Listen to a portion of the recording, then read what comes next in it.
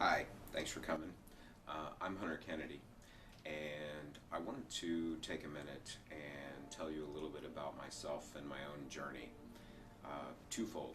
Number one is I think that if you are going to consider my teachings and the education that I'm providing, or if you're going to consider me for counseling or life coaching, or just to use this as my own experiences in life to plug into the model of the circles of life, I feel that it'll all make sense and help better.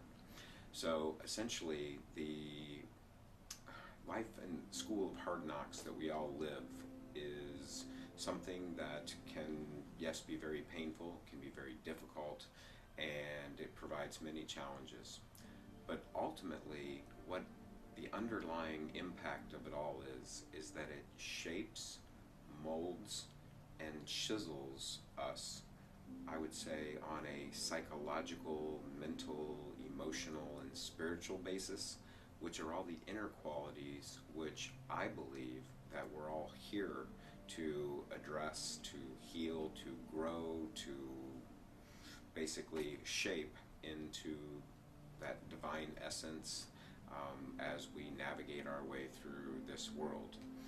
So, as if you've read any of my stuff previously, you understand that I believe that that is in conflict with the ego, which is basically oh, our self-fulfilling desire, our need to look good in the eyes of others, our need to be approved of and appreciated and esteemed, basically how we look versus who we really are on the inside, are the what I would say the dichotomy between the physical world and the spiritual world that we all walk. So, with that said, when I was young, my parents divorced when I was about 8, and Dad moved away, and Mom, brother, and myself ended up raising each other in two-bedroom apartments for the majority of my life. And so we had a pretty meager life. We lived paycheck to paycheck, struggling to make ends meet. Lots of hardship and strife whenever curveballs or the unexpected things would happen. And that, from a very early age, taught me about the power and the importance of money in our society.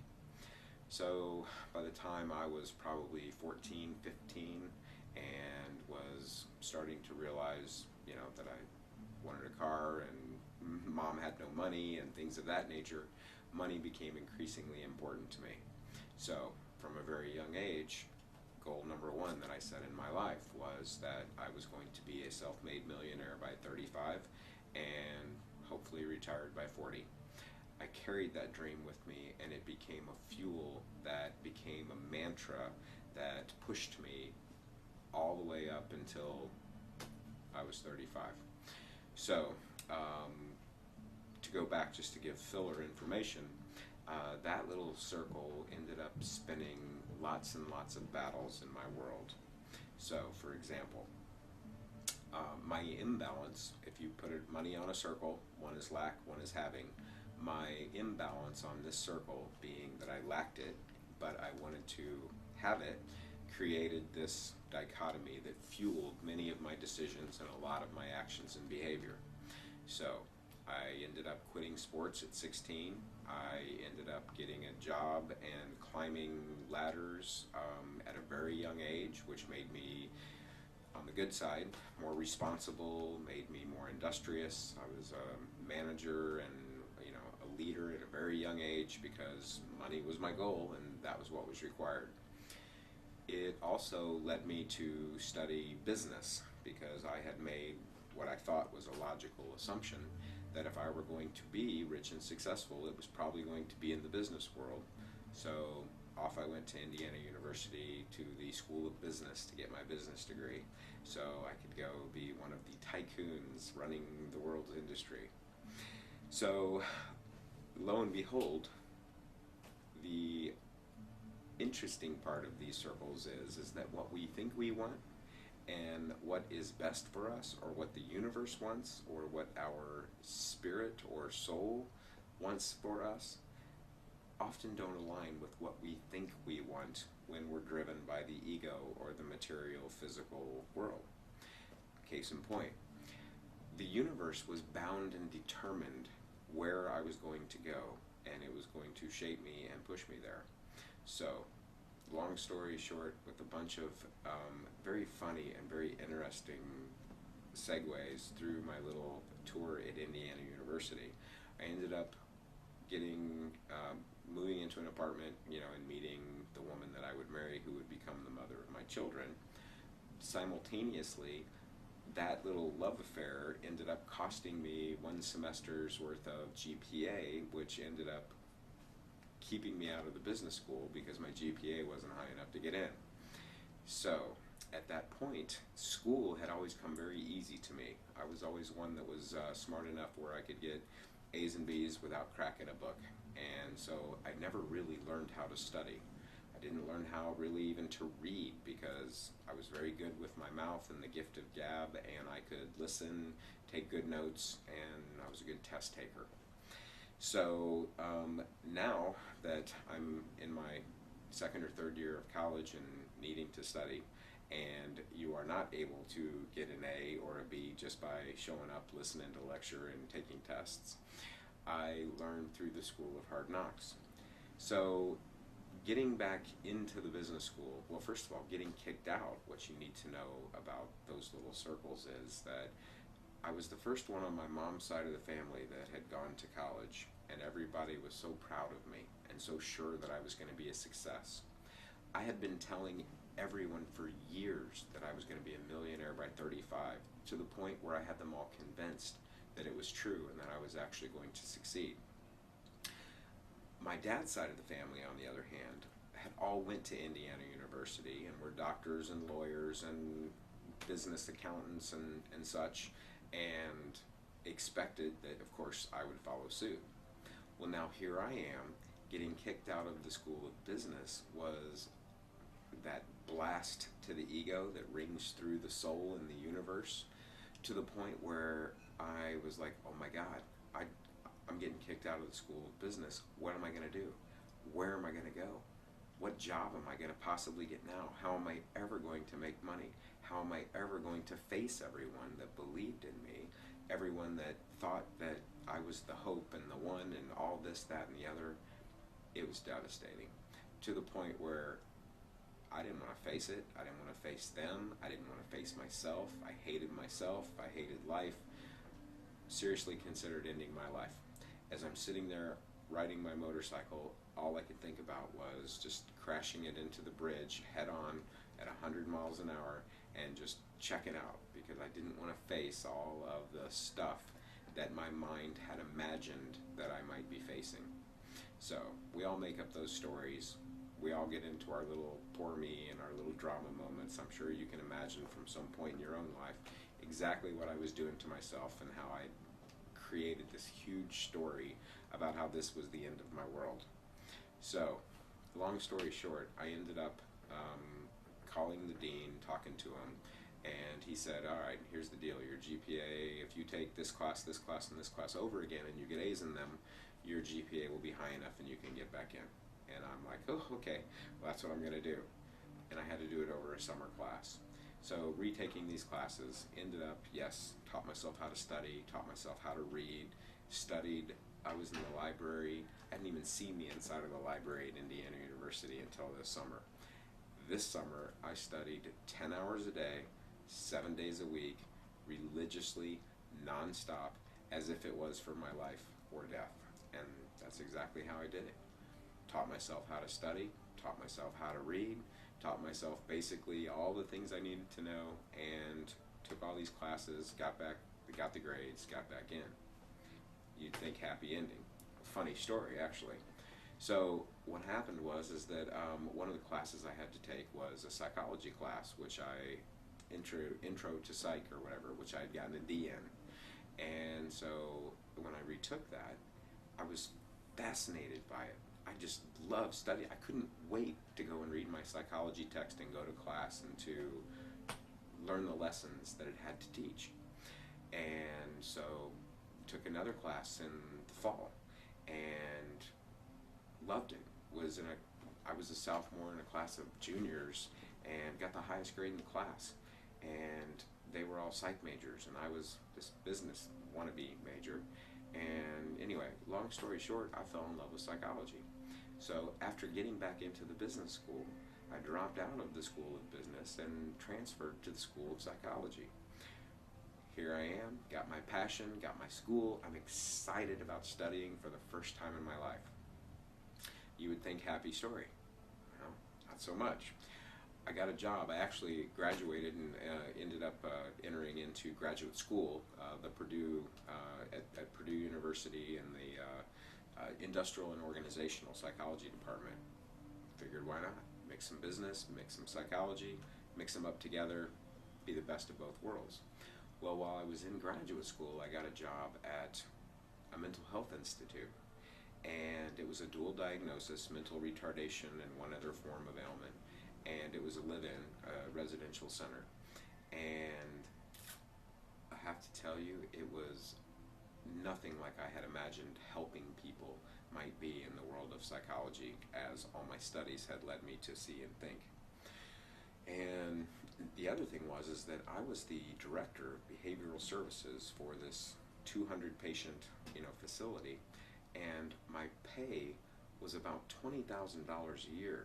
Now granted, that was back in the 80s, and that wasn't a terrible wage, but it's less than I made when I was in college working as a movie theater projectionist and managing theaters. I was making more money doing that than I was in this, and I was supposed to have a master's before they would even give me this job. And so I saw my future, and I didn't see money. And as I explained, money has always been this important thing that's been an open, continuing circle that has been a battle that I've been plagued with. So as we're going through this process, I reassessed. I lost my passion. I lost my interest. I dropped out of school in psychology. I quit my job, and I moved to Denver, Colorado, and decided that I was either going to be a ski bum or I was going to find a job and I was going to make some money. Well, here we go again. When I moved to Denver, it was back in the 80s. The oil crunch was on. Jobs were being lost. There were no jobs, or there were very few jobs. The economy was suffering greatly. And here I am as this kid with no idea what he's going to do, but I've got a bachelor's in psychology, which we all know you can't do anything with in the field of psychology. So, long story short, I ended up taking a job in sales. And I was very good at sales. And so from a very young age, probably 24, 23, 24, I started making good money. By the time I was probably 25, I was making six figures a year in sales. And my sales career continued on, and I transferred into technology. And from technology, I went into wireless, and from wireless, I became a national sales manager of a company and took it nationwide and expanded it. And long story short, I was a self-made millionaire by 35 years old, had $1.4 million worth of net worth at 35 years old, with the house on the hill and all the toys and things that I thought that I wanted. So, as it goes, what I found out is that it was at that moment that I looked around and started doing an assessment of my life. I had married the girl from college who helped me flunk out of the business school, and we had 2 children. And here I am, had for, I would say, the time that we lived in Colorado, made myself her business coach, self-proclaimed of course, pushed her and drove her to excel in her business and her career, only to, once I reached my self-proclaimed goal of success, sit there and find that I was miserable on the inside. I was empty, I was dying, I was, you name it. I was depressed. I had all these things, I had all the successes, I was where I thought I wanted to be. But it was at that moment that I felt the most empty and the most lost that I had ever felt in my entire life. Maybe it was because I succeeded in my goal. Maybe it's because now I had nothing to fuel my passion, or now I had to refocus because my whole life had been about getting to this place, and once I got there, I had nowhere to go. So I did a lot of soul searching, and I decided that our lives and our children were more important than the money. Go figure. If you would have known me, you would have never thought that was coming out of my mouth. And so I started asking her to quit or to pull back, and for us to take it easy or to change our lifestyle. Well, now she loved her job and didn't want anything to do with that, and so continued the spiral. So it was shortly after that that we ended up getting divorced, and I can tell you that I was no longer a millionaire, which is ironically funny in itself, and I'm back to living in an apartment. Another irony. First house I ever lived in was the one I bought myself with my first sales job, and here I am back to living in an apartment, which, full circle, I found that pretty humorous. And in the meantime, had made my goal, was a millionaire by 35. By 36, I was divorced and was not. Found that pretty funny. And here I am, and what, when, where, how, what am I going to do? Where's life going? So what I had done was I had learned that I could get into the sauna, and when I was feeling sick or had something coming on, cold, flu, what have you, I could get in and I could put myself in a meditative state, and I found that I could heal myself basically just through mind and body and connecting them. And anyway, I was able to do this. On one night, which I will make another video to explain all of this. This is the introduction. But on one night, I had an experience that changed my life forever. It basically, whether you call it an out-of-body experience, you want to talk it, talk to God, the higher self, the inner self, the connection to the spirit realm, whatever. This is what happened, and it showed me things. It opened my eyes and showed me all the things that I had been chasing, all the things that I had been doing.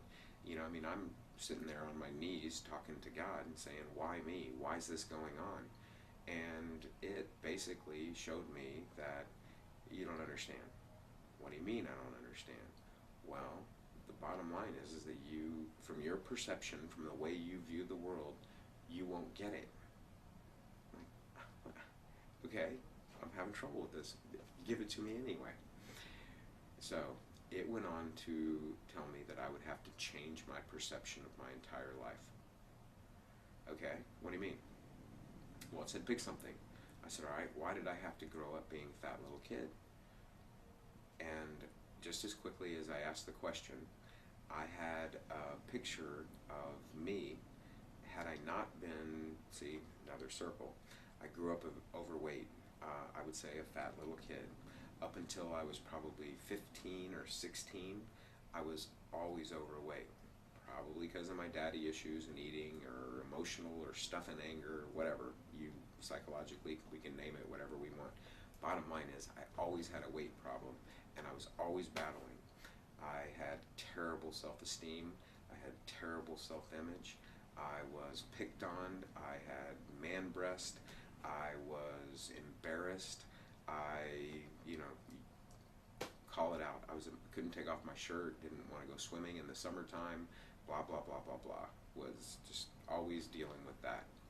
Well, come 15 or 16, I ended up getting where all 16-year-old boys get. I was interested in girls and who would possibly love or want to be with this fat kid. So I decided that I was going to lose weight even if it killed me. So basically I stopped eating. And in one summer's time, in like 3 or 4 months period, I lost 50 or 60 pounds. And my junior year, when I went back to high school, I was literally 70%, 65% of the man that I was the year before. And now I was 145 pounds. I was like buff. I was young. I was basically, I was in shape and I looked good. All of a sudden, the other side of the circle with my body and my appearance, well, now I was ego. Now I was getting told by everybody how great I looked and how hot I was and how fantastic it was and all of those things. Girls were coming out of the woodworks. I mean, all the things I never had, my life flipped around 180 degrees. That developed quite a little ego inside of me. Look at me, I'm the man, all that stuff, the other side of the circle from before. I had no self-esteem, no self-respect, terrible self-image. Well, now it was on the other side of the circle. And I tell you that to share. So here, it used that example. And so the voice said, imagine who you would have been, how your life would have turned out, what you would be like as a person had you never been that fat little boy. And before it even finished explaining, I knew exactly what it was talking about. It was showing me who I would have been had I never had the perception or the thoughts or the balanced experience of the pain and suffering or of the humility. Because to this day, that fat little boy still lives inside of me. To this day, I still think, from that perspective and have to balance my own thoughts and have to see myself and ask myself, okay, which me is answering this question? Because there are several of me in here. And so it's that kind of lessons that this voice went on to teach me. And I said, okay, what about my dad leaving when I was 8? I always had a big chip on my shoulder. I always thought, poor me, woe is me, why doesn't daddy love me? All those kind of basic thoughts that us kids have. And it again showed me very quickly.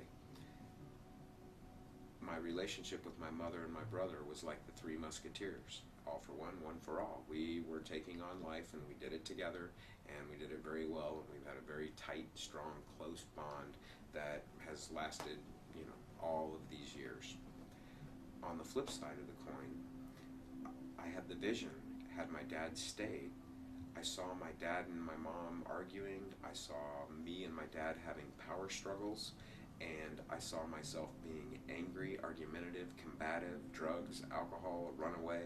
I mean, problems, never not finishing school, just all of those things. And my mom crying and heartbroken, and her and I not having much of a relationship.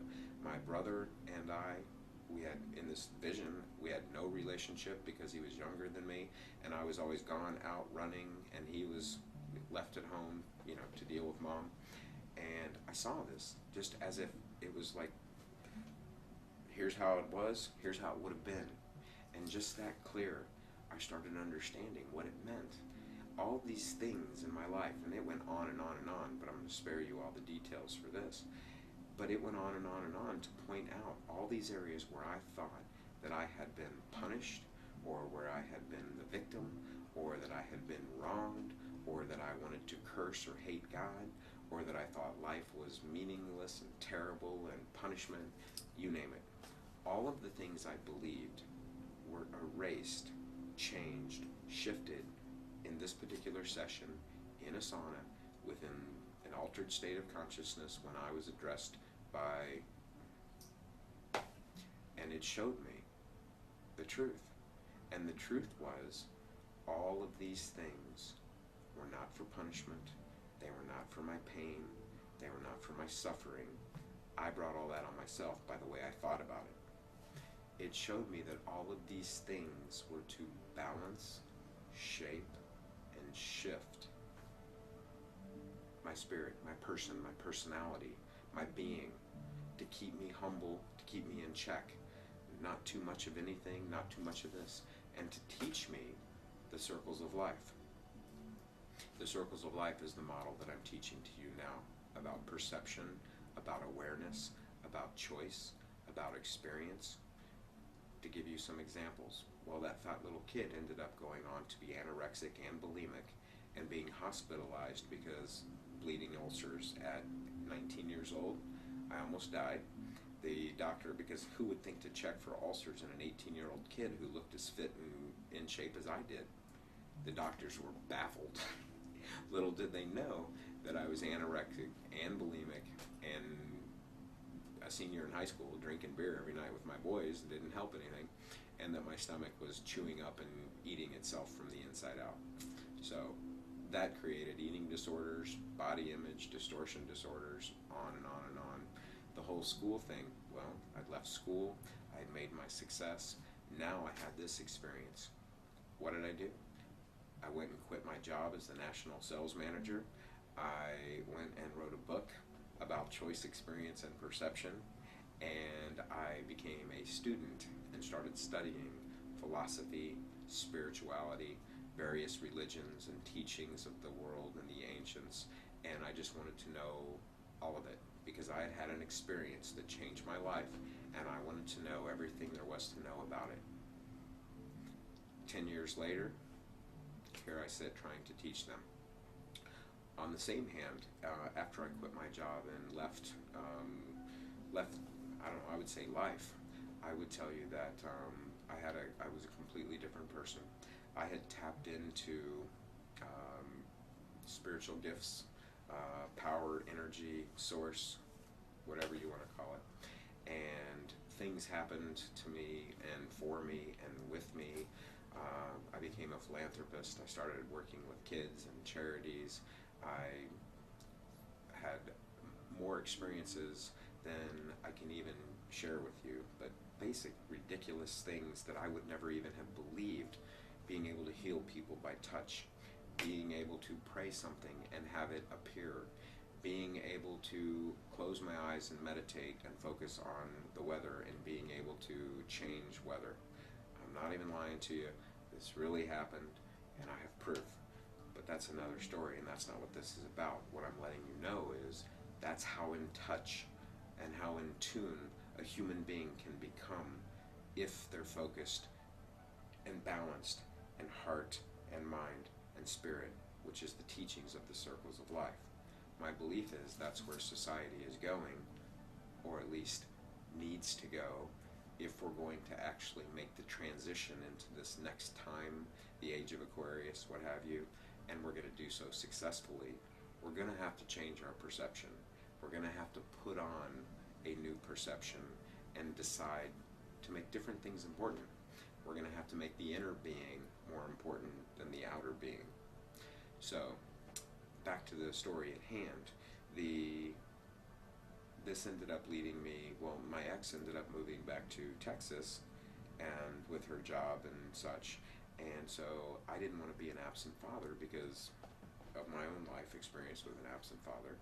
And so I moved to Texas, sold my house, quit my job, had started a publishing company, wrote a book, had all this stuff up and running, left, walked away from all of it, moved to Texas. When I got here, had nothing to do, didn't know anyone, didn't know what to do or where to go. Long story short, I went back to school. And back to school, I went to get that master's degree that I left the first time. Loved it, straight A student, all of it was just fueling my passion. I learned, it was so funny. As I'm sitting there going through all of these master's classes in psychology and counseling and studying theory, I'm reading about what I had written in the book that I wrote, choice theory, existentialism, experiential psychology, cognitive therapy, and narrative therapy, the story that we all make up. I'm reading about all these things. In my book, I thought I invented most of them. I had no idea that all of these thoughts that I had had or was having from this experience were already out in the world, and I just didn't know about them yet. Henceforth, when I talk about awareness, increasing awareness, everything is already at our disposal. We just don't know about it, so we don't seek it out, so we don't look for it. Anyway, went on to get a doctorate in psychology, and all of that full circle right back to the path that I had originally started on before I let my goals for money and my needs for success change my path. The universe, through all of these school of hard knocks and through all of the tough things, will circle up. one of the reasons that I think that I'm an effective therapist and a good life coach is because I have had so many life experiences of my own that I have dealt with. Ego, imbalance, personality issues, issues with mom, issues with dad, issues with weight, issues with image, issues with health, issues with you name it. Spinning circularly around. I've been to every extreme. I've been rich and I've been poor. I've been the man and I've been no one. I have been up and down and fat and thin, and all of this has been the journey through life. Ups and downs, ups and downs. The roller coaster, the school of hard knocks. I understand it all. All of it is all working and geared towards consciousness. Each and every one of us is a sentient, conscious being, and it is that consciousness that lives deep, deep, deep within our core, which I explain in the Circles of Life model, that each one of us has to become aware of, using the outer world and the inner world, the transition between mind and what we experience in the world, to work through this until we can come to a balanced place and we can access that inner higher essence. And I am very confident this is exactly the place that Jesus taught as the inner kingdom. The body is the temple, the kingdom is within. This is what I think he was talking about. It's exactly what other masters and other spiritual religions and teachers have taught. It is consciousness. It is that inner being, or the indwelling being, that is the one that is the real us that we need to find. And that is the purpose and the point of my teachings, of my counseling, of my life coaching, because all of the things that we deal with in life are issues that we either can accept, or we make a huge story and make them mean something, or we let them become things in our way, barriers, if you will, that stop us from doing what we want, who we think we are. All of these things are things that we need help working through sometimes. The bottom line is that life is whatever we make it. What we see, how we think things are, what we believe, is what drives our actions, our thoughts, our behaviors, and that ultimately is what generates the life that we end up experiencing. If you don't want to experience those things, or if you're not experiencing what you currently would like to or want to, if you're not living your dreams, if you're not living your passions, if you're not following your heart and your happiness and joy, something's off. What? That's what I try to help people find out. Getting back on the path. So, anyway, there'll be plenty more videos. I just wanted to give you a quick synopsis on who I am, why I'm sitting here, and what I'm up to. Have a great day, and please feel free to email or contact me if you have any questions pertaining to counseling, life coaching, or the Circles of Life. Thanks.